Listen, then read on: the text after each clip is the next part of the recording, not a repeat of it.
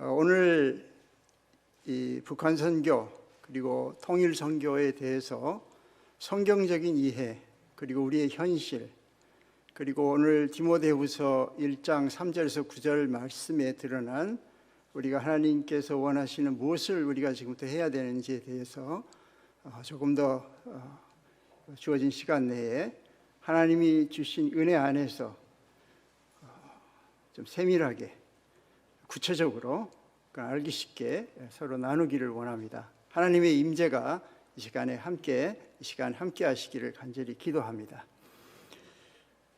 지금 본문 봉독해 주신 것처럼 여기 계신 옆에 있는 분들을 한번 쳐다봐 주시겠어요? 이분들 안에 공통적으로 내재되어 있는 것이 있습니다. 거짓이 없는 믿음이 있죠. 동의하십니까? 왜 믿음 했는데, 믿음은 특별히 성경 곳곳에 나오지만 신약성경에 보면 로마서, 특히 히브리서, 야고보서에 많이 강조되어 있습니다. 그래서 저는 그 세 개의 장을 특별히 자주 보게 되는데요. 오직 의인은 믿음으로 말미암아 살리라, 그런 표현이 있죠. 우리의 구원의 아주 첫 번째 조건이 되지 않습니까? 그리고 히브리서 11장에 보면 믿음은 바라는 것들의 실상이요 보지 못하는 것의 증거다, 이렇게 나와요. 그러면 우리는 보는 세계, 우리가 지금 눈으로 보고 있는 것, 이 세상을 주관하는 것이 있고 눈에 보이지 않는 영적 세계가 있는 것을 우리는 잘 압니다. 이 영적 세계에 하나님이 임팩트하게 우리에게 영으로 다가오시는 카이로스의 시간과 그리고 그냥 흘려보내는 우리가 세상의 조건과 세상의 가치관을 가지고 흘려보내는 크로노스의 시간이 서로 이렇게 충돌할 때가 있죠. 통일도 그런 관점에서 좀 보는 조명이 필요합니다. 그러지 않으면 세워라 내어라 세상적 가치관으로 70년에 자꾸 목을 걸고 80년에 목을 걸고 구약의 성경을 잘못 갖다가 해석하고 이런 우를 범하는 것 같아요. 그래서 상당히 임팩트하게 영적인 접근을 우리가 신학생답게 또 성경에서 실질적으로 말하고 있는 통일은 예수 그리스도 안에서 어떻게 우리가 이해해야 되는지 이런 관점에서도 우리가 살펴보기를 원합니다.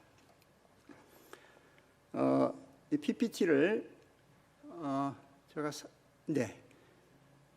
지금 방금 디모데후서 1장 3절에서 9절 말씀에 보면 거기에도 조상 때부터 섬겨오는 그 하나님, 그런데 거기에 청결한 양심이라는 표현이 나옵니다. 그래서 저는 이 청결한 양심, 거짓 없는 믿음을 북한 선교와 통일 선교 사역의 현장, 전 현장 사역자니까요, 현장을 주로 보면서 어떻게 우리가 디테일하게 적용을 하는지에 대해서 15가지의 슬라이드를 준비를 했습니다. 그래서 그걸 가지고 현장과 말씀을 이렇게 접목하면서 좀 현장을 실제 보는 것처럼 그렇게 여러분과 나누기를 소망하고 또 그렇게 기도했습니다. 우선 그러면 우리가 통일에 대해서 한번 묵상을 해보죠. 우선 역사 인식을 좀 다시 한번 짧게 압축해 보겠습니다. 한반도가 어떻게 분단이 됐나요? 우선은 그 이전 역사도 알 수 있겠지만 1943년을 떠올려야 됩니다. 카이로 회담을 꼭 생각하셔야 됩니다. 거기에는 중국의 장제스와 그리고 여러분 잘 아시는 미국의 루스벨트 그리고 영국 독일의 윈스턴 처칠, 이 세 사람, 물론 거기에 그 장제스 부인도 같이 했지만 여기서 결론을 낸 게 있어요. 중국인들은 우리의 독립의 의지를 옆에서 많이 봤어요. 그래서 그 장제스의 제안으로 카이로 회담을 통해서 루스벨트와 처칠, 한국에 대해서 잘 모르는 분들인데 설득을 해서 카이로 회담에서 이 한반도 여기는 독립을 시킬 필요가 있다라는 걸 처음으로 국제적으로 공인한 회담입니다. 그래서 의미가 있죠. 그리고 포츠담 회담으로 갑니다. 그런데 안타깝게도 우리가 모스크바 3상회의를 잊을 수 없어요. 결국은 승전국인 러시아와 미국의 이해관계로 말미암아 북한 땅은 러시아의 신탁 통치를 받게 되고 남한은 미국의 친탁 통치를 받게 돼서 우리의 민족의 의지와 전혀 상관없이 이렇게 분단의 역사가 그때 이루어진 것입니다. 그래서 저는 분단의 역사를 43년부터 보는 거예요. 그러면 내년이 벌써 80년이 되는 겁니다. 물론 그 이후에 해방이 됐고 그리고 48년도에 임시정부, 독립정부가 이제 다 설됐지만 여러분, 그러면 김일성에 대해서 여러분 어떻게 지금 인식하고 있나요? 이런 그 인물에 대한 인식도 우리는 지금 사실은 왜곡되어 있는 게 참 많습니다. 지금도 저는 이제 가끔 북녘에 관한 정확한 정보를 듣기 위해서 또 보기 위해서 국회도서관이나 또 저 서초동에 있는 국립중앙도서관을 꼭 방문을 해서 거기에 관련 서적 이런 것들을 늘 찾아봅니다. 최근의 동향은 어떤가? 노동신문이라든지 또는 우리 조선신보라든지 이런 기관지들도 열심히 봐요. 물론 한 달 정도 시차를 두고 들어오긴 하지만은 볼 수가 있어요. 국가보안법 때문에 보기 어려운 상황이지만 사실 이런 것들은 우리가 열람이 돼야 됩니다. 지금 남북한 간에 물꼬가 잘 안 터지는 것 중에 하나는 북한을 우리가 너무 잘 몰라요. 그리고 왜곡되어 있는 정보가 너무 많습니다. 이렇게 돼가지고는 교류가 어렵죠. 우리가 상대를 이기려면 상대를 잘 알아야 되는데 정확한 정보를 안 주니까 다 전부 뭐 뿔 달린 무슨 뭐 아주 악한 집단으로만 생각하니까 이게 지금 문제가 생기는 거죠. 그래서 우리가 그 맥락에서 우리 통일에 대한 심고 거두는 원리를 좀 생각해 봅시다. 오늘 본문 말씀을 중심으로 볼 때 여러분, 저는 하나님의 말씀이 하나님의 뜻이라고 이해를 하고 있습니다. 그리고 그 말씀의 생명이 있잖아요. 거기에 관절과 골수를 찔러 쪼개는 모든 생명력이 그 말씀에 있는데 이거를 제가 몸을 드릴 수 있는 힘을 어디서 공급받냐면 기도로 얻습니다. 그래서 말씀과 기도를 심어야 거기서 비로소 행동이 나오는데 제가 현장에서 현장 사역자들하고 가장 부딪힐 때 힘든 게 뭔지 아십니까? 머리로는 이해하는데 가슴으로 와닿지 않는 분들하고 충돌이 항상 많아요. 어디서부터 접근해야 될지 모르겠어요. 남북 갈등, 남남 갈등, 북북 갈등이 다 여기서 생깁니다. 여러분, 물론 기독교가 말씀을 들고 또 재정적인 지원으로 북한 이탈 주민을 많이 받았어요. 우리 하나원의 이수 인원을 보면 2009년도가 피크입니다. 2921명 들어왔으니까 그때 하나원 이수생이 보통 3개월 거기서 교육을 받는데요. 여기도 아마 거기 출신이 혹시 계신지 모르겠어요. 기수별로 다 있으니까요. 그 이후로 조금씩 차이는 있지만 그래도 최근까지 1000여 명대는 넘다가 이제 여러분 2025년까지 완전히 김정은 정권 이후에는 국경이 폐쇄되어 있어요. 중국하고. 그래서 여러분 조중 국경을 북한을 향해서 기도하신 분들은 자꾸 거기를 가보게 되잖아요. 그럼 두만강을 사이에 두고 압록강을 사이에 두고 그저 돌만 던져도 바로 지척에 거기 정지라 그러죠. 거기 부엌이 다 보이는 그런 지역에 가면 안타까워요. 근데 거기에도 이중철책이 다 지금 쳐 있습니다. 북한의 예산이 부족해가지고 중국 예산을 가지고 저쪽은 아주 철통같이 방어를 하니까 이젠 그나마 물물 교류도 잘 안 돼요. 그러다 보니까 자연히 지금 바로 북한에서 넘어오는 경우는 드뭅니다. 그러나 여러분 아시다시피 북한을 나와서 그 이전에 1995년, 96년, 97년도에 거의 기아 상태에서 굶주림을 이기지 못해서 넘어간 그 20, 30만에 떠도는 그 인구들이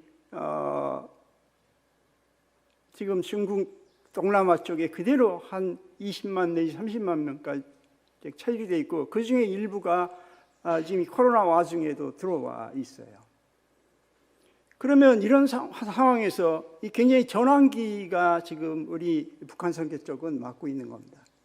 그런데 여기서 더 심각한 것은 교회에 일단 오긴 왔는데 이 소위 통일 목회하는 사역자분들이 일단은 자기도 그 위치에 있다 보니까 뭔가 실적을 보이고 싶은 자꾸 그런 욕구들이 생기다 보니까 일단은 교회 출석하거나 예배를 할 때마다 자꾸 재정적인 지원 쪽으로 하다 보니까 그걸로 인해서 숫자는 불어요.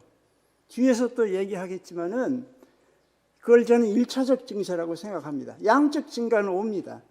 그러나 대부분 교회가 대형교회나 중소형, 중대형 교회나 소형 교회나 할 것 없이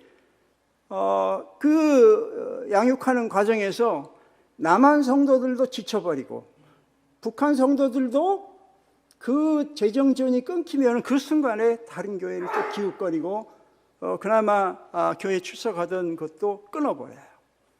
그런 현상에서 서로 지칩니다. 그래서 많이 그만뒀어요. 최근에 통계를 보면. 그러니까 교회에 나온 걸 가지고 그들의 신앙이 생겼다고 생각하면 안 됩니다.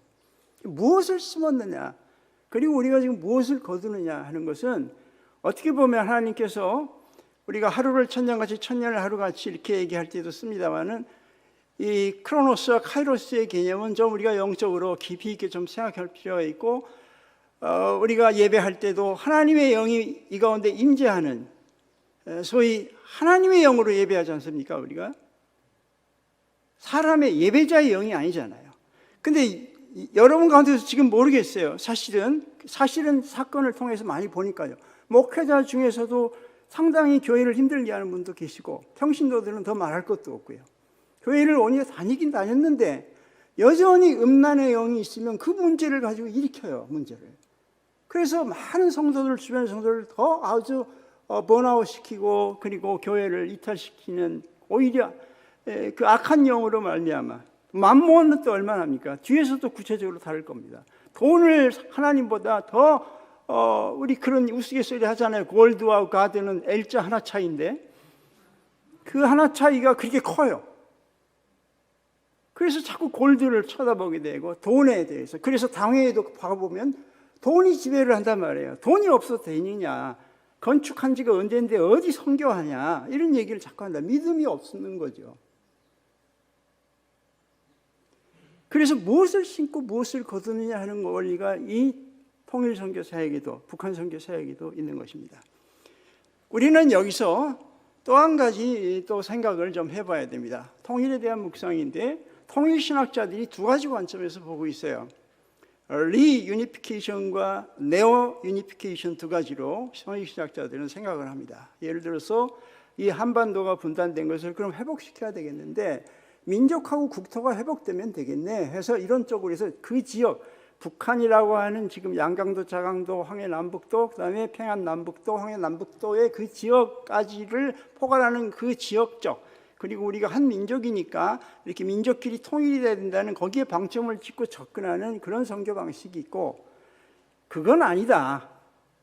그래서 네오 유니피케이션이라고 해서, 그러면 복지, 그다음에 자유민주주의, 그다음에 사랑, 인권, 이런 쪽에서 회복이 돼야 된다, 이런 걸로 하나가 돼야 된다는 쪽에 그러한 소위 통일 신학을 가지고 접근합니다. 그러나 성경을 아무리 봐도 그런 방법이 통일이라고 얘기하진 않아요.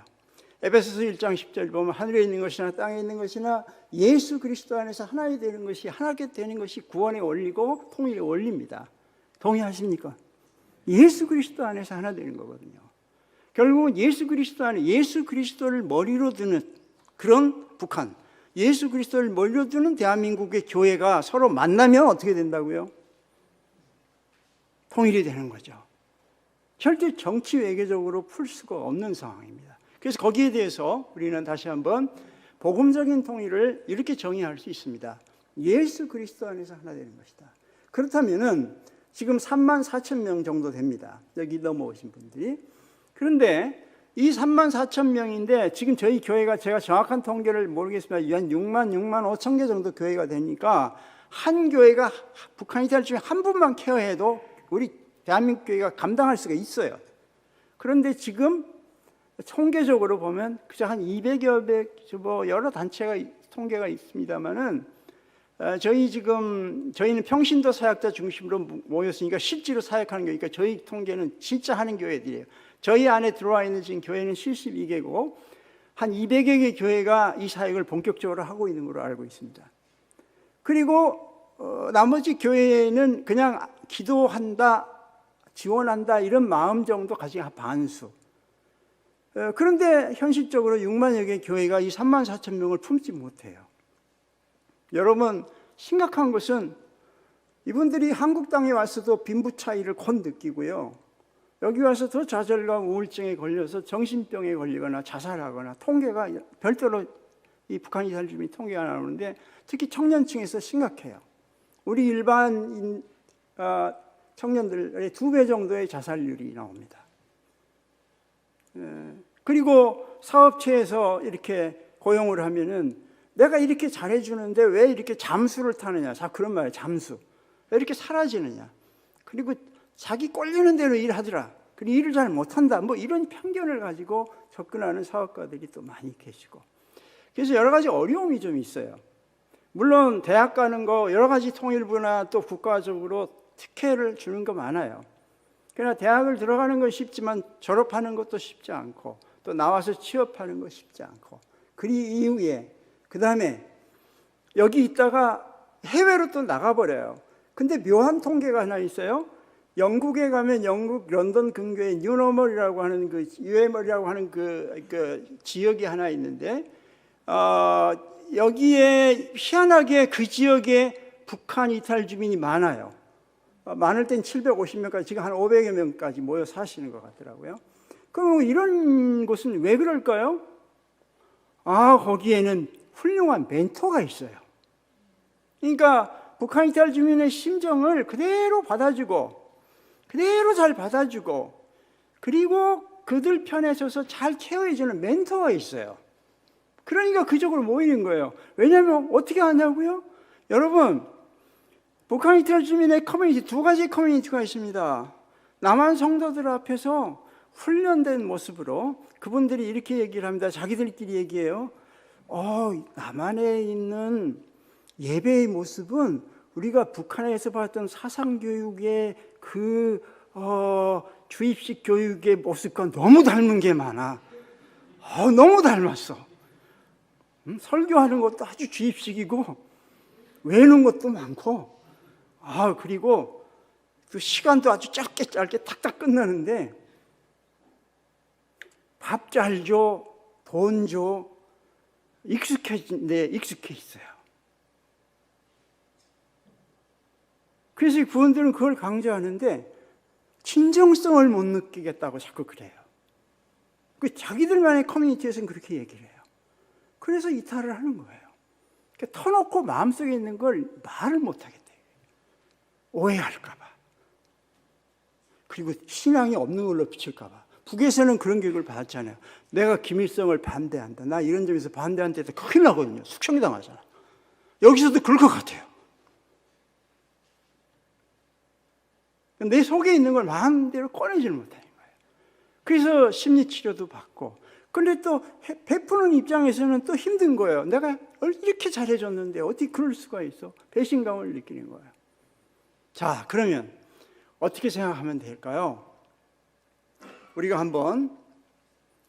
한반도의 현실을 봅시다. 지금 크게 보면 사랑의 에너지와 분노의 에너지가 충돌하고 있는 곳이 한반도입니다. 북한은요, 그 참 공산주의 집단이 여러분 김일성, 김정일, 김정은에 대해서 깊이 연구를 좀 하실 필요가 있는데요. 여러분 지금 조선족들 많이 있죠? 동북삼성을 비롯해서 연해주를 비롯해서 이분들 그리고 현재 북한 이탈 주민들에게도요. 방공하고 그렇긴 하지만 개인적으로 김일성에 대해서 욕해 보세요. 기분 얼굴 표정 싹 바뀌어요. 존경심 강합니다. 그 왜 그럴까요? 50년대, 60년대, 최소한 70년대 초반까지는 북쪽이 우리보다 GNP도 더 높았고 더 잘 살았습니다. 물론 자원이 풍부한 곳이 있었지만은 김일성 주석이 지도를 잘했어요. 무슨 지도를 잘했냐면 여기서 자유당 정부가 부정부패로 썩어 있을 때에 현장 지도도 많이 했고요. 인민들하고 많이 접촉했어요, 그분이. 뒤에서 그냥 혹이 나도록 고민도 많이 한 사람이에요.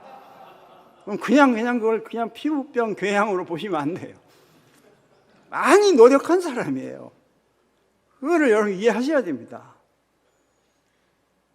갑자기 급사를 해가지고 남북이 경색이 되는 국면을 맞게 됐지만은 그것도 하나님의 역사이긴 하겠지만은 여러분 그리고 그분에게 그 영향을 미친 목사님이 한 분 계세요. 그것도 여러분 역사 속에 나와요. 선정도 목사라는 분이 계세요. 그 당시에 아호로 그 사람을 많이 지칭하는데 해석이에요. 해석. 바다 해자, 돌석자. 그분이 지론이 그 김일성 주석에게 그러니까 감옥, 이제 중국의 감옥에 갇혀 있을 때 그 생명을 구한 사람이에요. 이 선정도 목사가. 그러니까 생명의 은인이죠. 그러니까 영향을 많이 받을 수밖에 없죠. 그런데다가 그분 삶이 깨끗해요. 목회 철학을 그러니까 선정도 목사의 목회 철학은 뭐였냐면은 목회자는 비단 옷을 입으면 안 되고 늘 걸레같이 살아야 된다 이렇게 늘 펴서. 그래서 걸레의 상징이 뭐냐면 우리 뭐 걸레 스님 뭐인데 그 더더더더한 그 옷에 방점을 둔 게 아니라 늘 깨끗하게 더러운 데를 닦고 쓸고 하는 게 목회자의 역할이다. 그리고 그렇게 사니까 청빈하게 사니까 김일성 주석 입장에서는 영향을 받은 거예요. 거기다 그 부모님도 기독교인이었거든요. 그럼 그런 영향하에 자란 그분이 굉장히 기독교적인 방식인데 비복음적으로 통치를 했지만 굉장히 방식은 겉의 모양은 기독교적인 방식으로 통치를 했어요. 그걸 좀 이해를 하셔야 돼요. 그리고 존경 받았다는 것도 아셔야 되고요. 그러니까 지도자는 무릇, 하물며 목회자는 무릇 내가 겪고 있는 상대방, 모든 사람에게 사랑을 베푸는 에너지가 있어야 됩니다. 한반도의 현실은 지금 어떻습니까? 지금 2대, 3대를 가면서 물론 김정은 정권도 지금 여러분 그냥 독재자로만 비친 줄 알겠지만 엄청나게 고민 많이 하고 스트레스 많고 유럽에서 공부를 했고 스위스에도 공부를 했기 때문에 굉장히 개방적이기도 하지만은 인민들, 소위 북한에 있는 그 인민들의 여론에 대해서 엄청나게 민감한 청년이에요. 그리고 그쪽도 체제가 우리처럼 상권 분립은 안 돼 있지만은 모든 체계가 정상적으로 돌아가는 곳입니다. 그걸 꼭 이해를 하셔야 돼요. 그런데 잘못된 방향성이 잘못되어 있어요. 인민들의 모든 눈과 귀를 막고 분노의 에너지를 가지고 일을 많이 해요. 분노를 일으켜서 그 에너지로 많이 일을 해요. 여러분 아시다시피 제가 이렇게 명절 때 보면 주변의 친척들 중에 갑자기 안 나타나던 사람이 확 나타나기도 할 때 물어봐요. 너 웬일이냐 이렇게. 그러면 내가 집안에서 누구 꼴보기 싫어가지고 내가 분노의 에너지로 나왔다. 또 무슨 일을 할 때 회사에서도 그렇고 교회에서도 보면 그 경쟁, 시기, 질투 때문에 막 움직이기도 하잖아요. 그런데 우리 여기 자유민주주의 있는 교회들의 일하는 에너지는 예수 그리스도의 사랑의 에너지를 합니까? 결국은 교회가 스스로 낮추고 기도해야 할 것 중에 하나는 예수 그리스도의 사랑의 에너지를 저 북한의 통치 방식으로 하고 있는 분노의 에너지로 그것을 감당할 만한, 끌어당길 만한, 흡입할 만한 그런 에너지를 우리가 발산하지 않으면 상당히 한반도의 복음적인 평화 통일은 힘들다 하는 것입니다. 그 다음에 다시 한번 또 생각하는 것이 에베소서 1장 10절입니다. 하늘에 있는 것이나 땅에 있는 것이나 그리스도 안에서 하나 되게 하는 것은 구원의 통일뿐만 아니라 모든 우리의 사역에 있어서 기본적인 원리입니다. 이게 저는 통일 선교 사역의 원리라고 보는 거예요. 그러니까 단순히 북한의 땅에만 연결되어 있는 건 아니에요. 사실 조금 우리가 좀 억울한 게 하나 있는 게 뭐냐면요. 독일하고 독일이 2차 세계대전 당시에 참전국으로서 굉장히 패전국은 됐지만은 분단을 만든 건 누굽니까? 승전 국가들이 일부러 나눠버렸잖아요. 그 나라를. 동베를린, 서베를린 뜻이게 동독 서독으로. 왜? 다시 또 힘을 키워가지고 그런 짓을 할까 봐. 근데 지금도 자꾸 억울한 게 뭐냐면 우리나라는 피해 국가인데 오히려 우리를 힘들게 했던 일본을 안 나누고 왜 우리를 나눴을까? 근데 그게 이제 지정학적인 위치였던 거죠. 그런데 주님의 뜻이 있는 거예요, 여기에는. 사실 우리나라가 분단이 되어 있지 않아요. 유일하게 지금 분단 상태에서 합쳐지질 않았는데 영적으로 생각해 보면요, 감사한 것이 뭐냐면 제가 생각해도 많은 그야말로 동방의 예루살렘이라고 평양 중심으로 했던 많은 산정인 교회를 비롯해서 많은 훌륭한 교회들, 목사님들, 장로님들이 그 공산주의 되면서 그거 싫어서 아주 남쪽으로 내려와서 여기서 교회 개척을 많이 했거든요. 곳곳에 부산, 서울 할 것 없이. 그분들의 영적인 능력으로 지금 한국교회는 부흥한 게 사실입니다. 누가 뭐래도. 그래서 그걸 이어서 2대, 3대가 계속 지금 이어가고 있거든요. 그래서 예수 그리스도 안에서 예수 그리스도를 머리로 해서 하나 되는 그 말씀을 계속 하시는데 우리의 연약함을 너무 잘 아시는 그분이 우리의 자유의지를 너무 잘 아시고 그걸 사용을 해서 하나님의 나라를 확장하기 때문에 결과적으로 우리의 이 대한민국을 이렇게 6.25 전쟁이라는 걸 통해서 회개하지 않을 때 스스로 낮출 수밖에 없는 상황으로 끌고 가시고 그렇게 해서 우리를 하나님의 백성으로 만들어 가시는 놀라운 축복을 지금까지 이어오고 있는 겁니다. 그러면 이걸 회복하지 않으면 안 된다는 거죠. 자, 그 통일선교는 거기서부터 생각을 해야 됩니다. 통일선교의 본질은 거기서 접근을 해야 됩니다. 무슨 방법상의 문제가 아니에요. 먼저 예수 그리스도 안에서 하나 되는 거, 예수 그리스도를 머리로 하는 대한민국 교회로 회복하지 않고 또 그러면 북한은 무슨 교회가 지금 그런 말을 해요. 심지어 제가 우리 교회 기독교회 장로님들하고도 가끔씩 식사를 하는데요. 그런 선교를 사역을 하지 않는 장로님들이 그래요, 엉뚱하게. 아니, 북한에 지하교회가 있습니까? 있냐고요. 뭘 근거로 얘기하시냐고 그러는데요. 그거는 조금만 역사를 공부하면 알아요. 고난의 행군 시절에 많이 북한이 중국으로 연해주로 막 나갔어요. 그리고 교류가 또 활발했어요. 낮은 선봉 지역도 생겼고 하면서. 그러면서 선교사들이 다른 나라 국적으로 많이 출입을 했어요. 또 남북 나눔 운동이다 뭐다 해서 많이 북으로 염소 보내는 것도 시작을 해서 또 뭐 언더우드 재단부터 시작을 해서 많은 외국인들이 그곳에 가서 복지 차원에서 지원해 이렇게 인도적 차원에서 접근을 했어요. 그러면서 그곳에 지하교회가 생겼어요. 지하교회를 양성화했습니다. 그러니까 하나님이 그 기간을 몇 년 주셨어요. 그러다가 이게 이제 자꾸 커지니까 나중에는 그렇게 아시잖아요. 그 토론토에 있는 우리 임 목사님 그렇게 많이 혜택을 받고도 나중에 구속해서 얼마나 오랫동안 형을 살았습니까? 지하교회 오면이 있어요.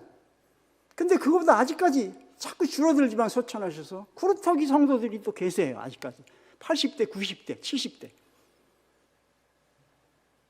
그분들이 아직 계세요. 이거는 많은 분들이 간증을 또 합니다. 여기 넘어오셔서 가족 단위로.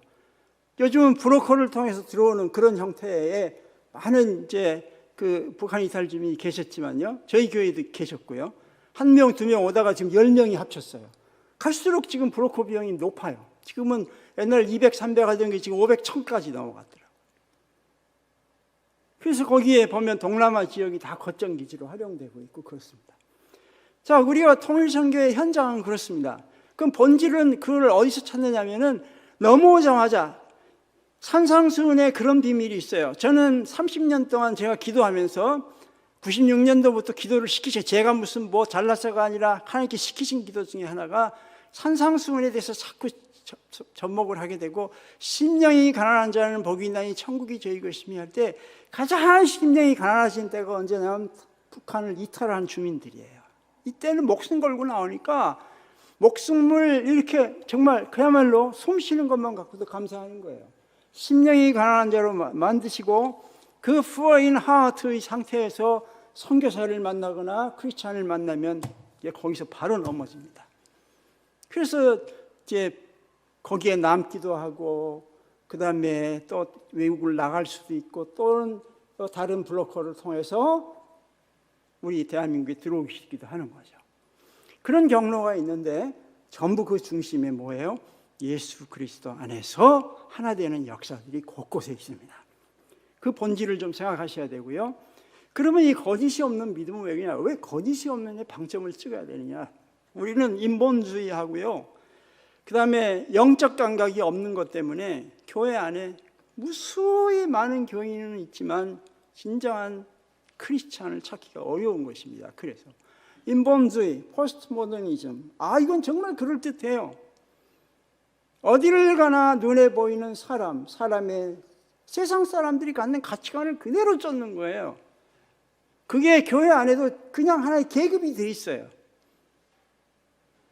그리고 무슨 집사, 장로, 권사, 목사 이런 것들이 막 계급화되어 있고요. 이게 다 거짓이에요. 성경은 전혀 얘기하지 않아요. 전부 거짓입니다. 그래서 히브리서는 믿음의 선진들을 그래서 소개하고 있어요. 아벨을 비롯해서 에녹부터, 에녹이 특별히 소개되잖아요. 에녹은, 저는 에녹에 늘 방점을 짓고 참 에녹처럼 살았으면 좋겠다. 에녹이나 저나 다 인간의 형상을 했는데 저 이왕이면 좀 에녹처럼 살면 안 되나요? 제가 마침 65세 됐을 때, 제가 지금 68세거든요. 65세 됐을 때에 제 손자를, 첫 손녀를 봤어요. 그러니까 제가 그걸 보면서, 그게 책 아인인데 65세에 무드셀라를 낳았더라고, 에녹을. 그래서 참 착각도 자유니까. 그러면서 300년을 향유했다고 그러길래 하나님이 허락하시면 가능한 거지 뭐. 하여튼 간에 제가 죽음을 보지 않고 가는 건 확실한데, 이왕이면 육신의 죽음도 보지 않고 예수님께서 다시 재림하시면 그때 그냥 이렇게 우리가 같이 갈 수 있잖아요. 어쨌거나 거짓이 없어야 돼요. 그런 원초적인 그 믿음이 예수 그리스도 안에서 우리 각자에게 회복이 가능합니다. 그거는 주님이 보혜사 성령께서 우리에게 주신 임팩트한 믿음이에요. 그것이 회복됐으면 좋겠습니다. 그리고 이건 우리 행위로 되는 게 절대 아니에요. 9절 말씀에 있지 않습니까? 전적으로 하나님이 이미 계획됐고 예정된 가운데서 은혜로 이루어지는 것입니다. 믿으십니까? 그 믿음이 여러분에게 회복되기를 바랍니다. 여러분 앞으로 통일 목회를 좀 하십시오. 통일 목회처럼 하나님께서 제가 시편 62편 5절 말씀을 참 좋아해요. 내 영혼아 잠잠히 여호와 하나님만 바랄지어다. 무릇 나의 모든 소망이 그로 말미암다. 그렇게 얘기하고 있어요. 다윗이 그런 표현이 있어요. 여수선의 법칙에 따라 이렇게 한 이런 시편의 하나의 그거지만은 거기에 보면은 여호와 나의 반석이시요 요새시요 하면서 거기에 나와요. 근데 제가 늘 거기에 감동을 받아요. 선교 사역 쉽지는 않아요. 정말 힘들어요. 여기 복음과 함께 고난을 받는데, 고난을 받고 싶어 받는 사람이 어디 있어요? 복음 자체가 세상 가치관을 갖는 사람하고 늘 충돌할 수밖에 없어요. 이건 당연하게 여기세요. 그러면 여러분이 고난 받을 때마다 할렐루야, 그래도 나는 제대로 살고 있구나, 이렇게 여기셔야 되고, 너무 무난하고 오늘도 택시 기사들이나 버스 기사들 앞에 달고 오늘도 무사히, 이걸로 좋아하시면 안 돼요. 복음 가진 사람은. 오늘도 누구로부터 충돌을 일으켜 누구로부터 인상을 받고 누구로부터 공격을 받았을 때 비로소 내가 그래도 복음을 갖고 사는가 보다 이렇게 여기시고 그걸로 기뻐하셔야지. 복음 그 자체가 우리에게 무한한 기쁨을 주는 건데, 예수께서 기쁨을 주는 건데, 인간의 편에서 볼 때는 고난으로 비추는 것들을 우리가 같이 달고 살게 돼 있어요. 그러나 저는 그거를 넘어가야 된다고 봐요. 그게 바로 뭐냐면 거짓이 없는 믿음입니다. 그래서 여호와를 잠잠히 여호와만 바라보면 됩니다. 저는 이 사역하면서도 제가 참 안 좋아해요. 페이스북 올리는 거 제일 싫어하고요. 안 좋아해요. 그 극동방송에 간 것도 하도 그 극동방송 사장이 그냥 좀 가다 해 하도 졸라서 갔던 거고, 한 번 딱 그다음부터는 다시는 부르지 말라고 그랬고, 장로회 행사 때문에 장로회장 하다 보니까 또 불러서 또 장로님들 모시고 목사님 모시고 또 가야 될 수 있었어요. 양화진 거기도. 그 또 갔더니 또 소개를 하고 막 그래요.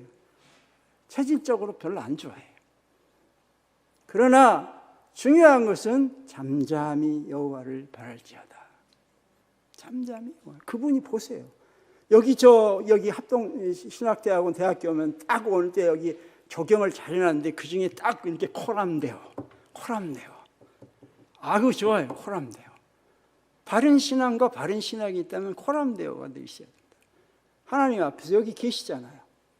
하나님께서 가장 기뻐하시는 모습은 거짓이 없는 믿음, 그것이 우리 안에 이미 있습니다. 뭐요? 여러분이 애써서 새로 만드는 것이 아니라 있다는 거죠. 그럼 어떤 것이냐? 이것은 하나님께서 너무너무, 우리가 월십 그러잖아요. 너무너무 소중한 가치로 여기는 것입니다. 예배를 우리가 승리하면, 예배에서 이기면, 고린도전서 부활의 능력을 찬양할 때 뭘 얘기해요? 우리 주 예수 그리스도로 말미암아 이김을 주시는.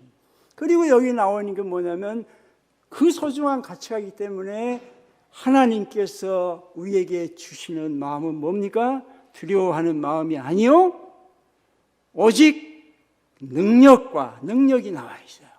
그리고 사랑과 근신하는 마음, 근신하는 마음은 다른 말로 절제입니다. 셀프 컨트롤. 저는 제가 세상 가치가 없을 때마다 떠오르는 말씀은 그래서 생명력이에요. 저는 새벽 기도를 참 좋아해요. 새벽 기도를 좋아해요. 그래서 새벽 한 2시 반, 3시면, 요즘은 뭐 거의 3시는 고정적으로 일어나요. 그때부터 하다가 예배에 맞춰서 4시 정도면 교회 뭐 15분 거리니까 가서 거기서 이제 혼자서 기도할 때 참 좋아요. 저는 정말 기도하는 시간이 제일 즐거워요. 기도하는 그 시간, 그때가 가장 즐겁다. 그 찬양 가사 누가 지었는지 만나고 싶어. 정말 그분은 잘 지은 거야, 그거. 그 BTS 저리 가라야. 응?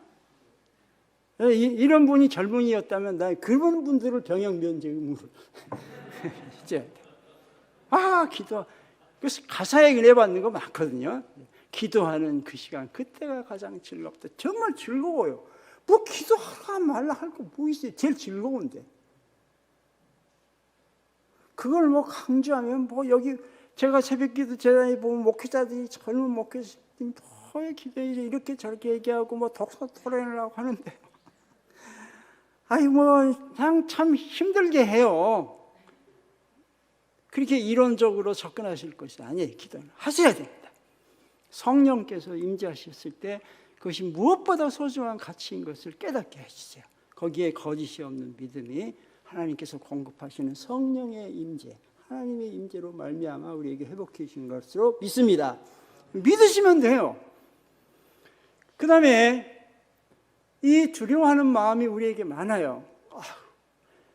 아예 통일 선교하자고 내가 우리 목장에도 얘기를 하면 그 자체에 그 어려운 걸 어떻게 하냐고. 왜 이렇게 통일 선교를 어려운 걸로 이렇게 인식이 되는지 모르겠어요. 속상해 죽겠어요.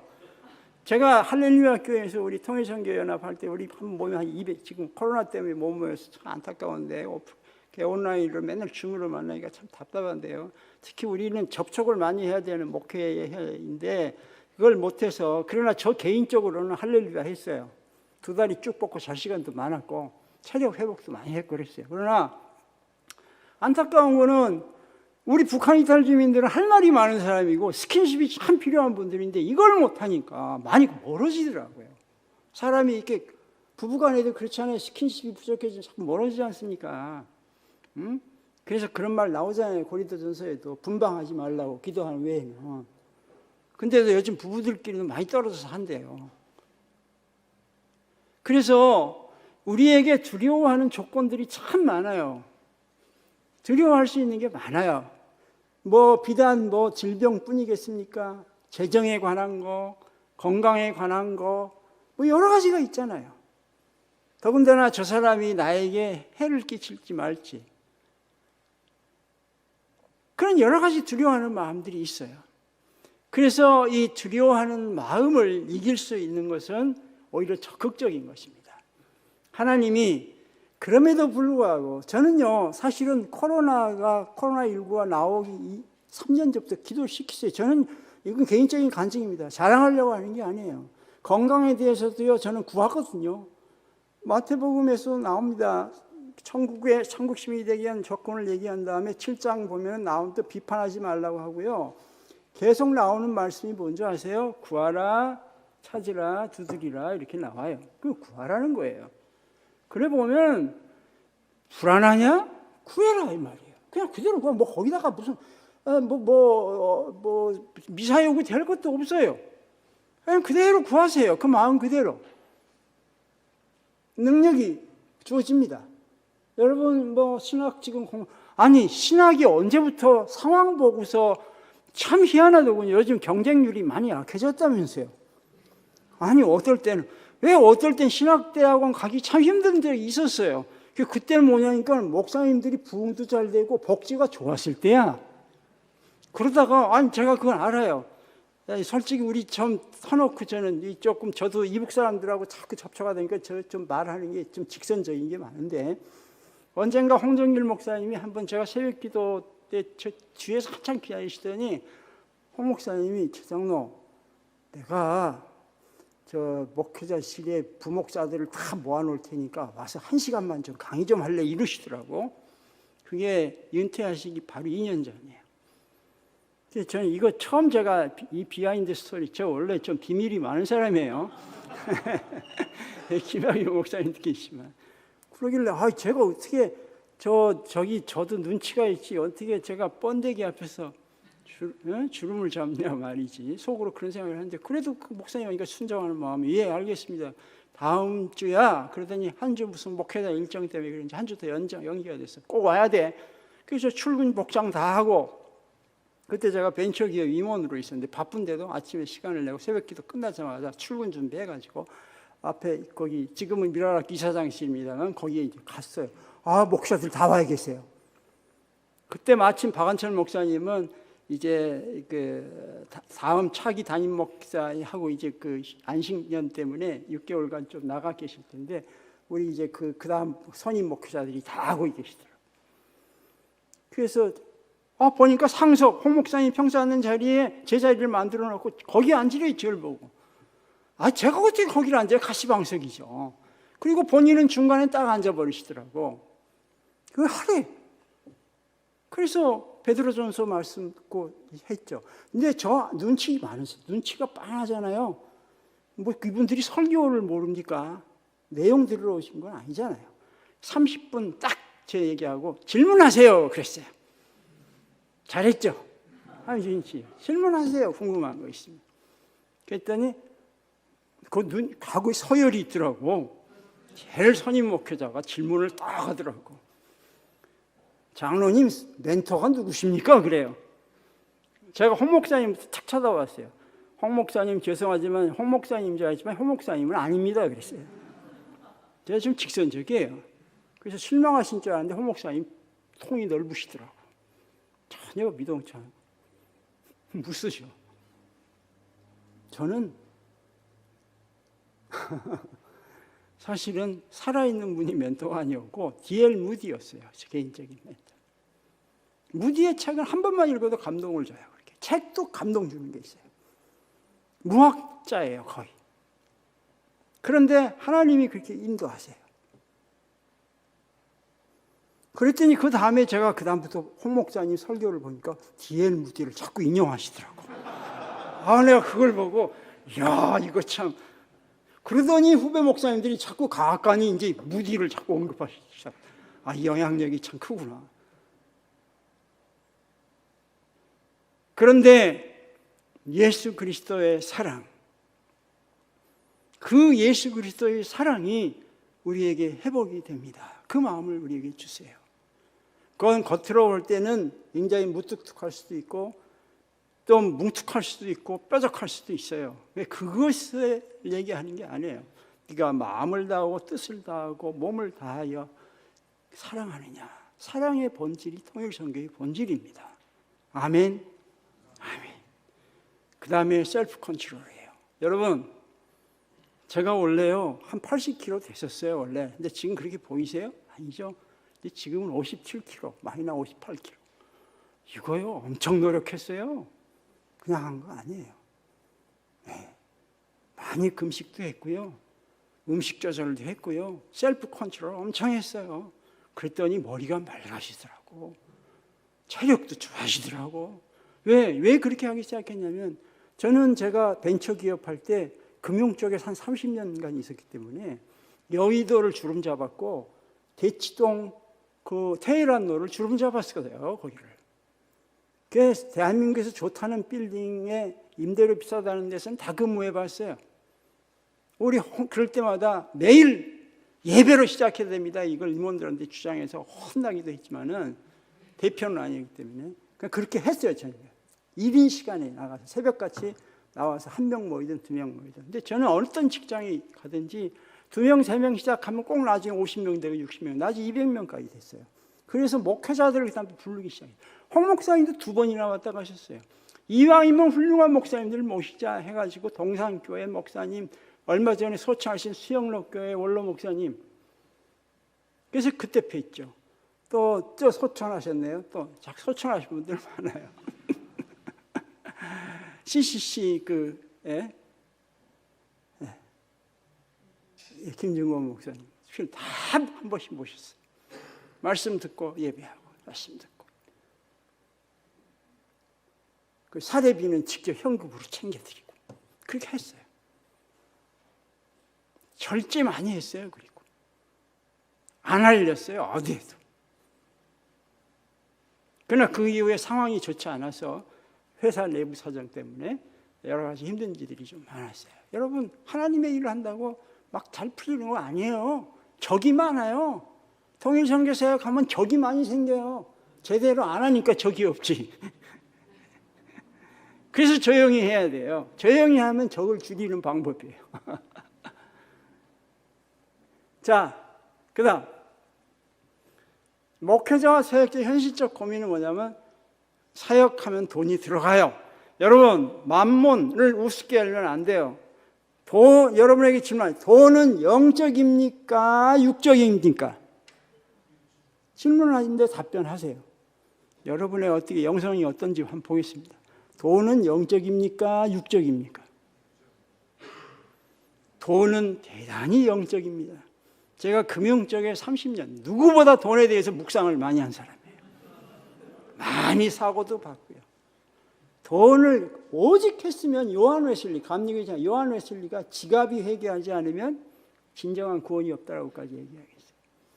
여기 지금 우리 김학의 목사님께서 남서은혜교회 선교 디렉터로 계시지만 선교의 현장마다 기도 제목과 함께 꼭 따라 올라오는 게 뭡니까?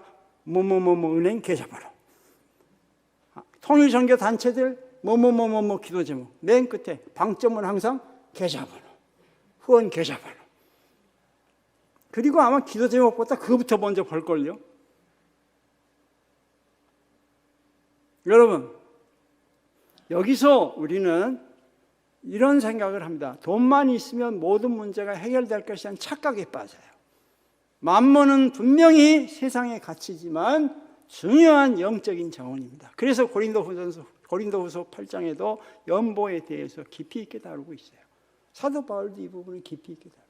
그런데 자원하는 마음, 기쁜 마음, 액수를 하나님이 뭐가 아쉬워서, 뭐가 궁핍해서 큰 액수를 바라시겠습니까? 그러나 문제는 거기에 마음이 담겨있게 됩니다. 소중히 여긴 만큼 그거를 함부로 지갑을 연다는 게 쉬운 게 아니에요. 내가 어디에 가치를 두면 거기에 문을 열게 돼 있고 거기에 투자하게 돼 있고 그 일을 위해서 그 소중한 내가 그렇게 아끼는 것을 투자하게 돼 있어요. 그래서 돈만 있으면 문제가 뭐든 해결될 것이다라는 것은 세상 가치일 수 있지만은 돈을 다루는 것은 상당히 영적인 것이다라는 걸 꼭 기억하십시오. 기도하셔야 돼요. 그래서 물론 당연히 모든 것을 다루면서 만유의 하나님 계시죠. 그러나 그걸 다스릴 줄 알아야 한다는 의미입니다. 거기에 대해서 기억을 좀 해주시면 좋겠어요. 제가 재정에 대한 관리도 우리 그쪽이 많이 있다 보니까 저희 교회에서 평신도로서 집사 때부터 홍 목사님 지시로 한 20년 가까이 사역 활동을 했어요. 강의를 하면서 특히 재정 관리 쪽을 많이 했어요. 그래서 성경에 특히 산상수훈 속에서 성경 전체에도 2576개로 재물에 대해서 구절이 나옵니다. 그렇게 많이 나와요. 믿음 소망보다 더 많이 나와요. 얼마나 성경적인 접근 방법이 있고 얘가 또 비유가 복음서에 얼마나 많이 나오는지 말이에요. 16가지나 비유가 나와요. 그래서 그 문제는 그렇게 좀 여러분들이 포커싱을 맞추면 좋을 것 같습니다. 그래서 나중에 여러분들이 목회를 하시게 되면 당회, 또 큰 교회라면 당회에 당장 부딪힐 때 능히 이거를 다룰 수 있을 만한 영적인 그러한 파워를 좀 가지시기를 간절히 기도합니다. 그 다음에 북한 이탈 주민들의 실제는 지금 어떠냐? 한마디로 말하면 참 참혹합니다. 물론 성공한 분들이 있어요. 10% 미만이에요. 잘 정착된 분들이 있어요. 또 저희 교회 같은 경우에는 제가 1대1로 많이 만난 고위 직급자들 넘어오신 분들이 있어요. 좀 대우가 다르죠, 이분들. 그분들 1대1로 복음 전하는 사례가 참 많은데, 그분들 보면은 1대1로 하니까 모든 얘기를 다 털어놔요. 아무한테나 마음은 안 엽니다. 사람을 얼마나 열심히 살피는데요. 그러다가 이제 믿을만 하면은 하나하나 열어놔요. 뭐 양파 껍질 까듯이 하나하나. 그래서 이제 그 다음에 그들만의 리그죠. 그들만의 커뮤니티를 많이 보게 됐고 듣게 됐어요. 정말 그런 얘기도 해? 야, 참. 그래서 이분들이 갖고 있는 1차적 증세, 2차적 증세들이 있어요. 그래서 교회에 잘 적응하는 것 같은데 안으로는 굉장히 많은 고민과 질문을 갖고 삽니다. 그래서 마음을 활짝 열질 않아요. 그래서 심지어 목회자들까지도, 사역자들까지도 그놈의 속을 모르겠다. 도대체 뭘 생각하는지 모르겠다. 어디까지 내가 퍼져야 되냐. 그래서 지금 우리나라에도 퍼주기 논란이 나오는 게 자꾸 그런 개념에서 나오는 거예요. 정말 사랑하면 그분들의 그 마음을 알려고 들면 거의 해결이 됩니다. 그래서 그 실제를 알기 위해서 신앙의 감동을 주는 수밖에 없는데, 성령께서 그들의 마음을 움직이세요. 하나님께서 못 하실 일이 없거든요. 그분들이 때가 되면 그분들의 그 단단한 마음을, 그 껍질을 벗기기 시작하고 복음에 대해서 문을 열기 시작하고. 근데 한 번 믿으면요, 우리 남한 성도들 저리 가라요. 그러니까 이분들은 보통 믿었다 싶으면 그냥 보통 신학교 행위예요. 그냥 뭐 적당히 이렇게 앉아있는 게 없어요. 신학교 가는 게 굉장히 높아요. 그리고 목회자로 가는데 오히려 교회에 들어가서 자꾸 변질이 좀 되더라고. 그랬으면 그쪽 목회를 계속 해야 할 거 아니야. 자꾸 일반 목회에 뭐 이렇게 시선을 돌리더라고. 그리고 좀 그것만 하는 걸 창피하게 생각해.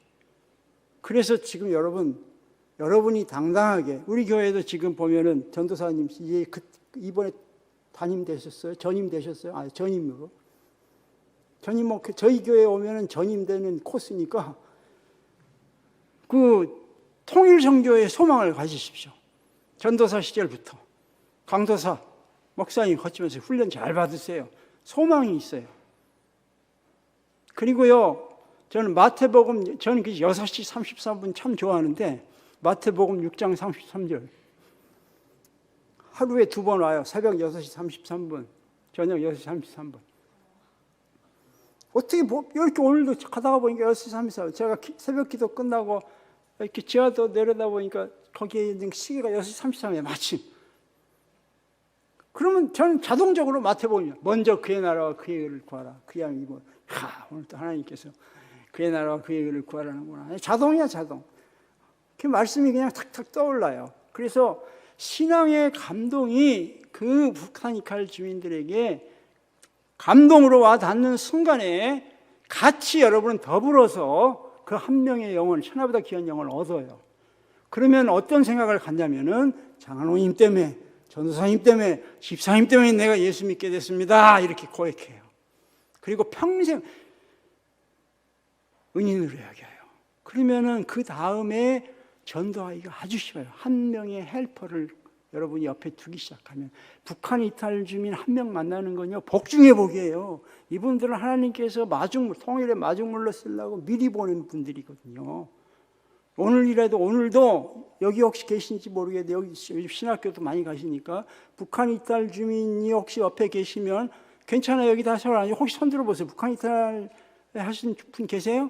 윗동네에서 오신 분 안 계세요? 아이고, 축복을 누리게 해드리려고 언제인지 막 표시를 하세요. 그분 옆에 어떻게든지 가려고 하세요. 그분 한 분을 알아두는 거는요, 엄청난 축복입니다. 그리고 그분에게 하여튼 짜장면을 사주시던, 오늘 점심 메뉴가 뭔지 모르는데 하여튼 많이 먹으라고 자꾸 반찬도 떡 이렇게 하세요. 투자를 좀 하세요. 나중에 저는 이 컴패션 사역도 제가 이 고급 과정도 마쳤는데, 그래서 센터장 자격도 갖고 있어요. 그럼 뭐 하려고 그러냐면, 앞으로 이제 하여튼 우리 교류해야 되거든요. 무조건 가야 돼요. 개성공단 이렇게 다친 건 참 안타까운데 하다못해 개성부터 이렇게 해방을 좀 해야 됩니다. 그래서 거기에 가서 우리 할 역할이 많아요. 네, 자꾸 가야 돼요. 여러분 동베를린 동독교회가 있었잖아요. 동베를린이 갑자기 서든이 그야말로 갑자기 이렇게 무너지게 된 것은 어떤 공무원의 실수가 아니라 하나님께서 역사하신 것인데, 그 정지 작업이 있어요. 어느 교회의 목회자뿐만 아니라 거기 성도 한 분이 고위 공직자 출신인데 주일마다 예배를 서베를린에서 드리는 게 아니라 동베를린, 일부러 손자 데리고 동베를린 가서 계속 드렸단 말이에요. 상징적이죠. 그러니까 이게 자꾸 영향력을 주는 거예요. 진정성이 확인이 돼요.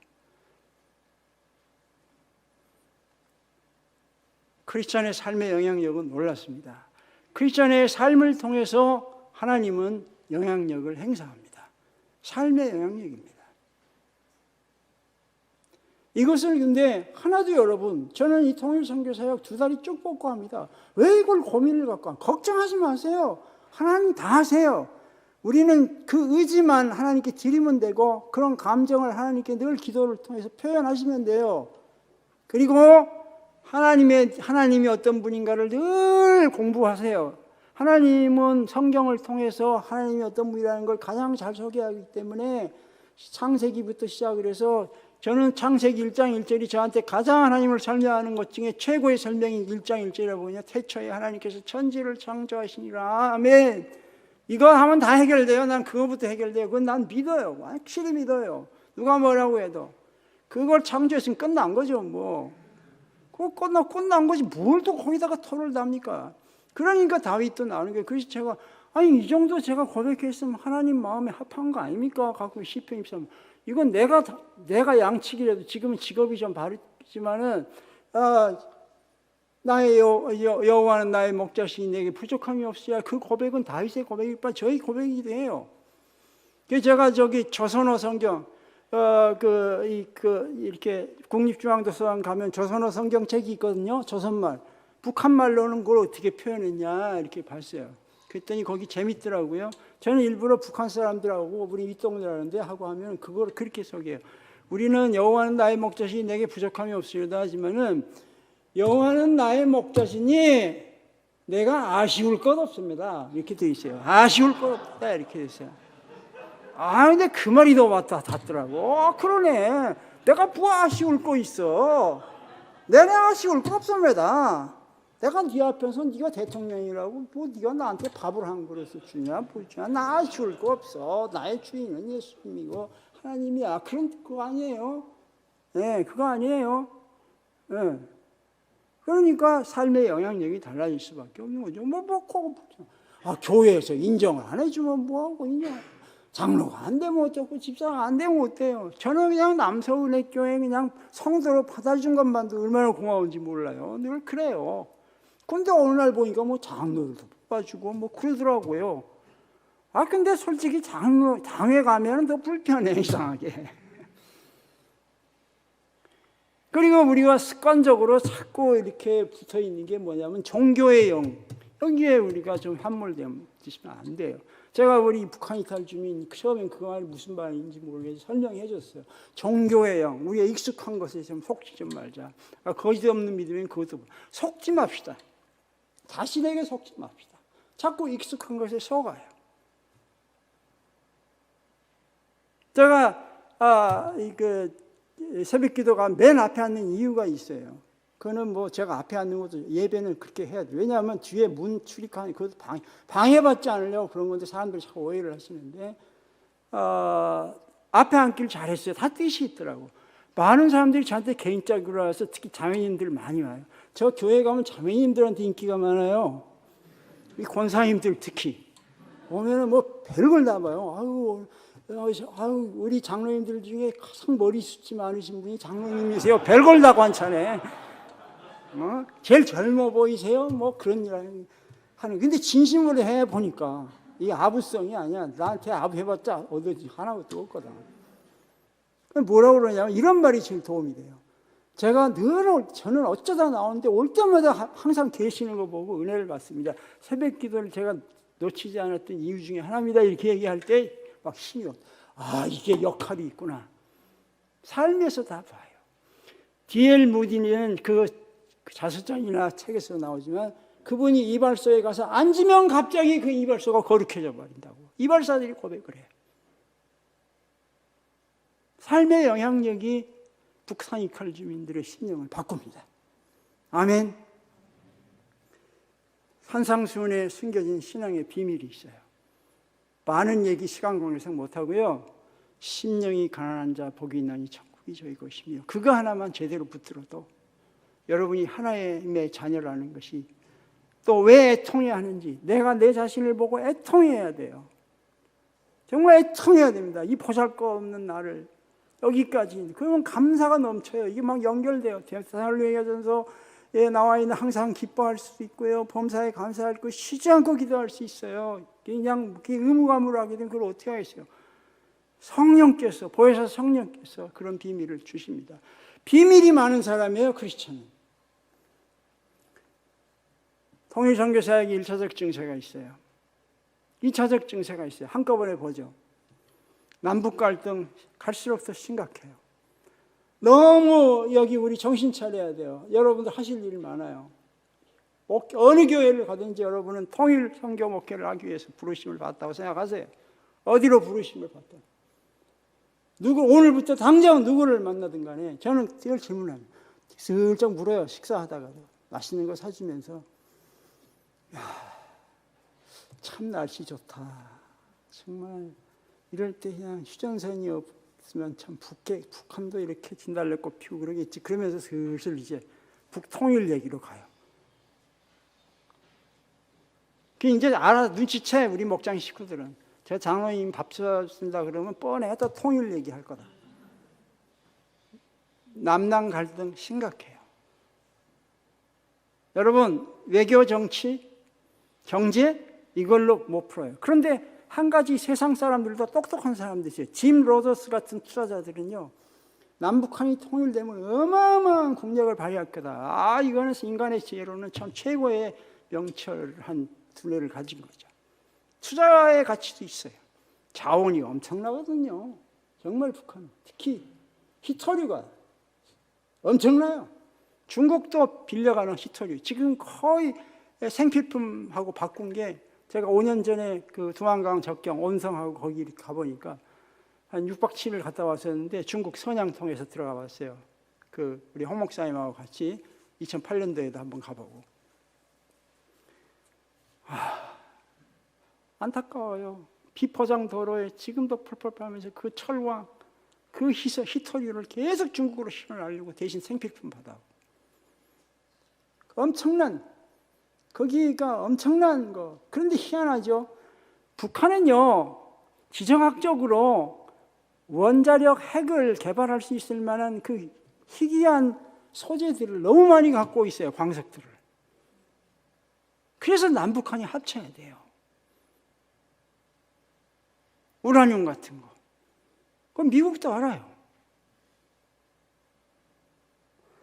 자, 거기에 근데 하나도 이해 안 되는 게 북한 이탈 주민들이면 북한 이탈이 얼마나 고생하나 목숨 걸고 모았잖아요. 그럼 난 그분들끼리 막 서로 세워지면 막 서로 좋아할 줄 알았어요. 아니에요. 으렁거리고 되게 싸워요. 힘들어요. 북한 사람들끼리 서로 싸우면요 중재자가 상당히 쉽지가 않아요. 그래서 가끔은 이런 것도 활용하셔야 돼요. 제가 통일선교위원장을 했는데 그분들이 희한하게도 그쪽에서 사상교육이 잘 돼갖고요 위원장한테 꼼짝을 못해요. 제가 위원장 직함을 그래서 그걸 눈치채고 많이 활용했어요. 그러니까 우리 그 성도님들이 뭐 자기들끼리 해결 못하면 위원장님 이리 와보세요. 내가 위원장으로서 한마디 하겠는데 늘 이렇게 한번 하면요 조용히. 거기는 국방위원장. 이분 한마디 하면요 그건 법이에요. 그래서 제가 아주 위기를 많이 넘겼고 그래서 이제 따로따로 부르고 그 사역하고 그러니까 그 성도님들이 많이 잘 오해. 하루 종일 새벽부터 나가 새벽기도부터 시작해서 하루 종일 막 목회자 이상으로 막 이것 뛰고 강의하고 그다음에 또 예배 드리고 또 와가지고 또 탈북자들 상담하는데 막 6시까지 막 이렇게 하는데 어떨 땐 막 졸음도 와요. 막 꼬집어 와요. 그분들 말 꺼내면 막 50년대부터 얘기하기 시작하면 끝이 없어요. 잘 들어야 돼요. 그러면 어떻게 잘 들어야 되냐. 졸면서 들을 수는 없잖아요. 꼬집어요. 멍이 들 정도로 꼬집어가면서. 정말 쉽지 않더라고요. 북북갈등. 그래서 고슴도치 목회라고 그래요. 제가 이렇게 자꾸 품으면 품을수록 찔러요. 그런데 이런 내공 기도하지 않으면 어때요?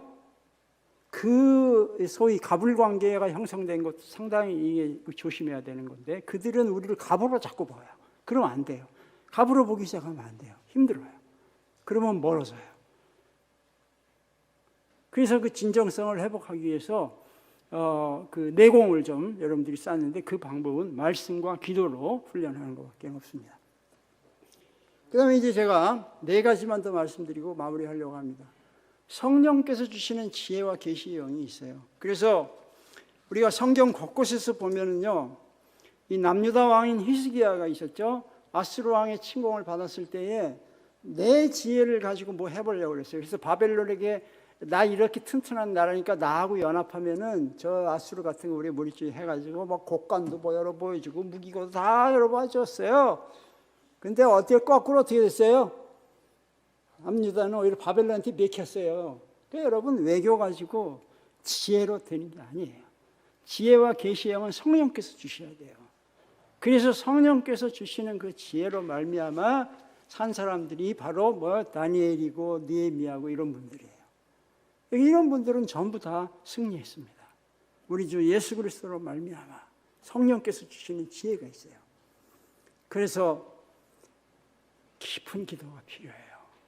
저는 알고 있습니다. 박윤선 목사님이 얼마나 기도의 사람이었는가를 저는 잘 압니다. 박윤선 목사님 그 책은 제가 단순히 읽었는데 저희 교회 그분 사위가 또 출석을 해서 잘 알았는데 이렇게 그 책을 이렇게 보면서 근데 희한하게 그 집안에 어느 누가 훌륭한 목회자가 있다고 또 뭐 자녀 주변 사람이 또 훌륭한 건 아니더라고요. 보면 그래서 그 깊은 기도의 비밀이 있어요. 기도하세요. 여기 묘소가 여기 있죠, 아마. 네. 제가 그래서 묘지파가 있다는 걸 알고 있어요. 좀 그런 데 가서 새벽에 해피면 목사님 저에게도 이런 기도의 비밀을 좀 이렇게 알려주시면 안 되겠어요? 살짝 혼자 나왔으니까. 체험하십시오. 체험입니다. 그리고 아까도 말씀드렸듯이 복음과 함께 고난을 좀 받으세요. 이것은 지혜와 계시의 영이 우리에게 있습니다. 하나님께서 주신 지혜가 있어요. 그리고 계시가 있어요. 우리가 그것을 누려야 됩니다. 뭘 이렇게 세상 것을 누리는 게 아니라 지혜와 계시의 영이 있는 것을 우리는 누려야 합니다. 사역의 현장에서 사람들을 대할 때마다 늘 느끼는 게 같은 영적으로 잘 교류가 되는 상보 교류가 있는가 하면 영적으로 서로 맞지 않는 분들이 있어요. 교차 교류가 있어요. 참 힘들어요. 그러나 우리 한국 사람들은 특히 이 사람이 영적인 것 같기도 하고 아닌 것 같기도 하고 흰가 암인가 이면 교류를 하게 돼요. 또 그분도 척하니까 우리가 금방 알 수 없고 분별력, 통찰력이 상당히 필요합니다. 이 사역하려면 분별력,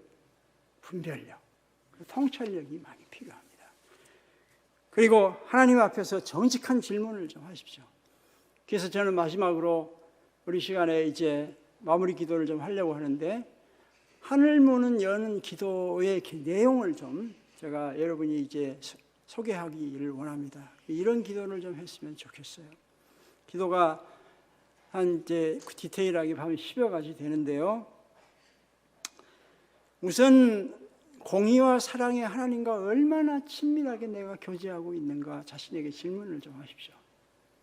그걸 위해서 구하시고요. 우선 자유 대한민국의 정치 지도자들, 곧 이제 새로운 정권이 또 들어서지 않습니까?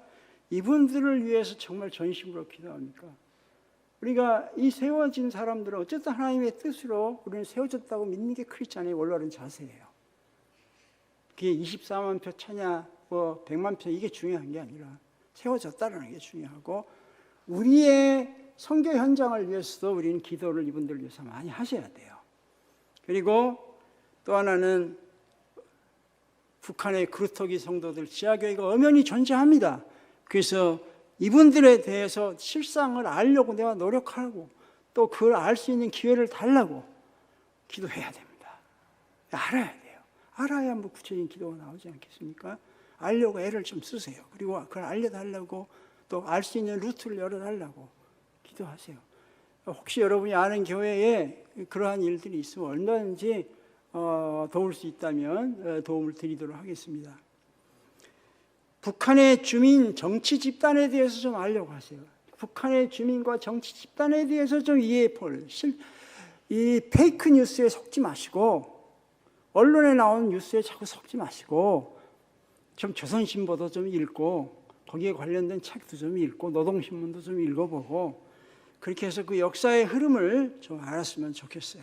올바른 정보를 좀 알려달라고, 정보에 힘쓰게 해달라고 기도해 주시고, 그리고 남한 성도들, 그리고 남한의 정치 지도자들, 사회, 경제, 문화, 영역, 할 것 없이 모든 영역의 지도자들이 있지 않습니까?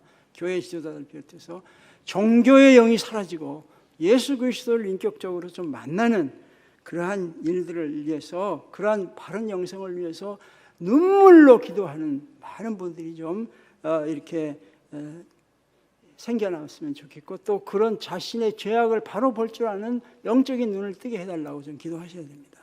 그리고 또 하나는 북한 이탈 주민들이 왜 마중물 역할을 할 수밖에 없는지, 마중물 역할을 하려면 그들이 바른 영성에 써야 돼요. 그들의 영혼 구원을 위해서 전심으로 기도하고 있는가. 전심으로. 그냥 기도하는 게 아니라, 의무감에서 하는 게 아니라 전심으로 기도하고 있는가. 마지막으로 교회가 통일 선교 사역을 할 만한 자원으로 준비되고, 또 그리고 바르게 사용되는 일에 구체적으로 기도하셔야 돼요. 구체적으로. 어떤 한 사람 떠오르는, 혹시 여러분 선배 중에, 후배 중에, 동료 중에 북한 이탈 중인 우리 전도사님이나 신학생들이 있다면 그분의 영혼을 놓고 기도하시면 됩니다. 전심을 다해서 기도하십시오. 그래서 이 시간에 제가 마무리 기도를 하고 이 시간 강의를 마무리하도록 그렇게 하겠습니다. 하나님 아버지, 감사합니다. 이 하나님께서 세우신 합동신학대학원 대학교, 이 귀한 선지학교에 와서 통일 선교에 대하여 하나님의 말씀을 가지고 함께 귀한 은혜를 나누게 하심을 감사합니다. 아버지 하나님, 저희가 전심으로 구하옵기는 믿음으로 살기를 원합니다. 믿음의 주여 온전케 하신 이인 예수 그리스도를 바라봅니다. 예수 그리스도와 함께 우리 모두가 십자가에 못 박혔나니 이제는 내가 산 것이 아니요 오직 예수 그리스도께서 사는 그러한 삶, 우리를 사랑하사 우리를 위하여 자기 자신을 버리신 하나님의 아들 예수 그리스도를 믿는 믿음에 바로 서는 온전한 믿음을 회복시켜 주옵소서. 아버지 하나님, 통일 선교는 예수 사랑과 이웃 사랑을 기초로 합니다. 예수 그리스도의 사랑이 우리 안에 회복되기를 소망합니다. 잠잠히 여호와만을 바라며 그 소망을 통해 아버지 하나님, 애통한 마음으로 스스로 낮추고 기도하며 주님께 우리 자유 대한민국의 모든 교회들이 북한 이탈 주민과 저 북한에 있는 그루터기 성도들과 지하 교회들과 또 모든